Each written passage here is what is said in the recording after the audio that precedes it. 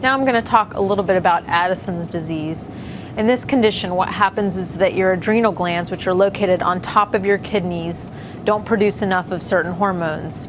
So those hormones include things like cortisol and aldosterone, which are really important in helping regulate your blood glucose levels, your blood sodium levels, your blood potassium levels, and just your water levels in general. So what happens in people with Addison's disease is that they usually end up having low sodium in their systems, high potassium, and they can be prone to dehydration because the hormones aren't there to help regulate those processes.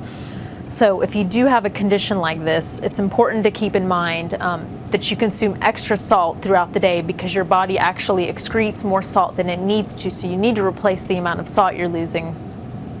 Keep yourself hydrated by drinking 8 to 16 ounces of fluid at a time at certain times throughout the day. You want to aim for a total of 64 ounces of fluid a day to keep yourself hydrated.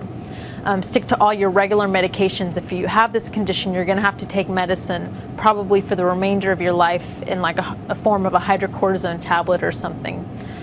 So 4 tips to help you if you have Addison's disease is: number 1, remember to take your medication as prescribed.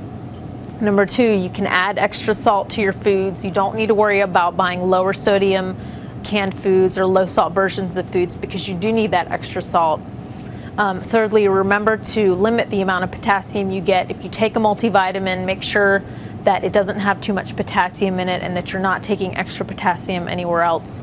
And lastly, remember to limit the amount of potassium that you eat in foods. So limit it to about 3 servings a day. And those are things like bananas, dried fruits, oranges, orange juice, broccoli, and other high potassium foods. So those are 4 tips on living with Addison's disease.